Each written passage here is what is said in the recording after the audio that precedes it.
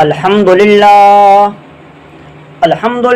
وکفى وسلام علی عباده الذین اصطفى اما بعد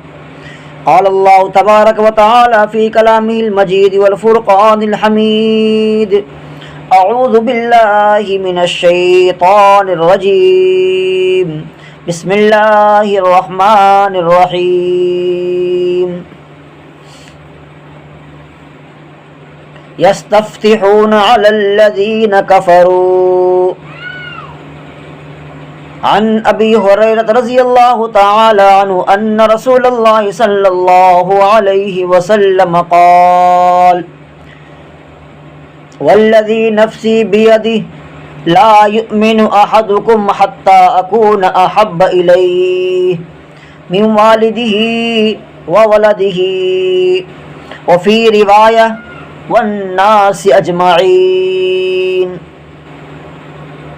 رواہ الامام الہمام البخاری فی صحیحہ صدق اللہ العظیم وبلغنا رسولہ النبی الامی الکریم ونحن على ذلك لمن الشاہدین والشاکرین والحمد للہ رب العالمین بلغ العلا بکمالہ کشف الدجا بجمالہ حسنت جمیع خصالہ صلو علیہ وآلہ۔ معزز دوستو، ربیع الاول سن 1442 ہجری اپنی آب و تاب کے ساتھ جاری ہے۔ حضور پاک علیہ السلام کا ربیع الاول کے مہینے سے بڑا گہرا تعلق ہے۔ حضرت تھانوی نور اللہ مرقدہ فرماتے ہیں کہ حضور پاک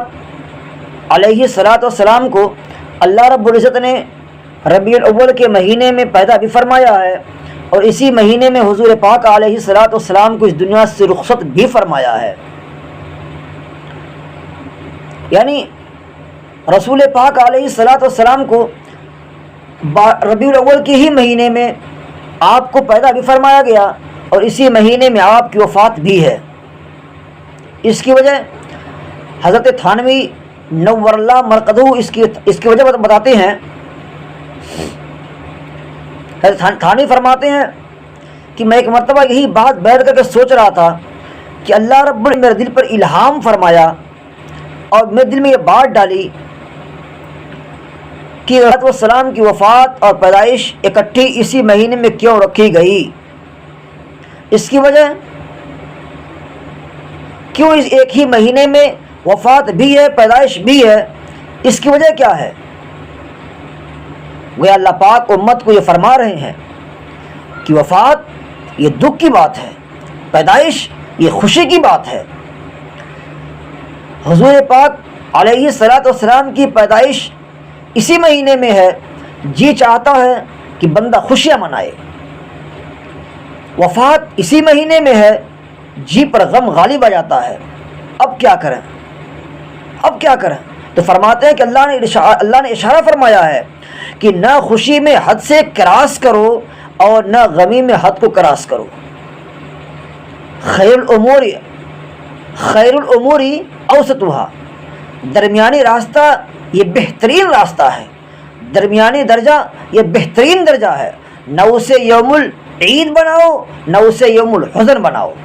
نہ اسے خوشی کا دن کہو، نہ اسے غمی کا دن کہو۔ میں آپ کی خدمت میں قرآن کریم کے وہ 10 دلائل پیش کروں گا جس سے یہ بات نکھر کر کے سامنے آ جائے گی کہ رسول پاک علیہ السلام ابھی دنیا میں آئے نہیں ہیں۔ آنے سے پہلے رسول پاک علیہ السلام ابھی دنیا میں آئے نہیں ہیں، آنے سے پہلے حضور پاک علیہ السلام کے چرچے اس دنیا میں عام ہیں۔ حضور پاک علیہ السلام کے چرچے اس دنیا میں عام ہیں۔ کسی کے یہاں بچے کی ولادت ہو تو ولادت ہونے کے بعد اس کے حالات شروع ہوتے ہیں، ولادت کے بعد اس کی باتیں شروع ہوتی ہیں، دنیا میں آ جانے کے بعد اس کے تذکرے شروع ہوتے ہیں، دنیا میں آ جانے کے بعد اس کا نام رکھا جاتا ہے، دنیا میں آ جانے کے بعد مبارکباد پیش کیا جاتا ہے، دنیا میں آ جانے کے بعد گھر والوں پر، رشتہ داروں پر ایک خوشی کی لہر دوڑتی ہے، ہر ایک خوش نظر آتا ہے، اس سے خوشی خوشی کا سبب پوچھا جائے تو کہتا ہے میرے یہاں بیٹے کی ولادت ہوئی ہے، میرے یہاں بچے کی پیدائش ہوئی ہے۔ میرے نبی وہ نہیں ہیں کہ دنیا میں آنے کے بعد چرچے ہوں، دنیا میں آنے کے بعد آپ کی باتیں ہوں، دنیا میں آنے کے بعد آپ کے حالات شروع ہوں، دنیا میں آنے کے بعد آپ کے تذکرے ہوں۔ میرے نبی ابھی آئے نہیں ہیں، آنے سے پہلے آپ کے چرچے دنیا میں عام تھے۔ ہم جب اللہ کے نبی حضرت موسیٰ علی نبینا وعلیہ السلام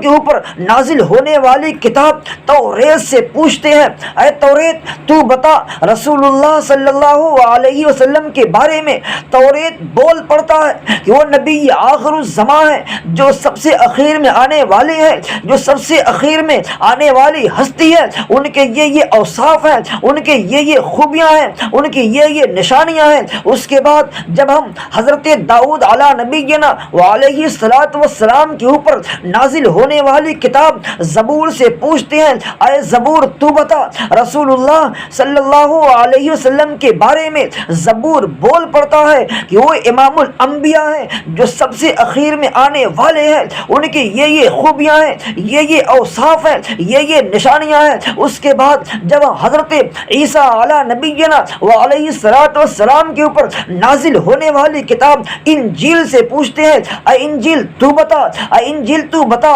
رسول اللہ صلی اللہ علیہ وسلم کے بارے میں انجیل بول پڑتا ہے وہ تو امام الانبیاء ہے، وہ تو خیر الانبیاء ہے، وہ تو نبیوں کے سردار ہیں، وہ تو سرور کائنات ہیں، وہ تو سرور کائنات ہیں، یہ ان کی نشانیاں ہیں، یہ ان کے اوصاف ہیں۔ اس کے بعد میں اور آگے بڑھتا ہوں، قرآن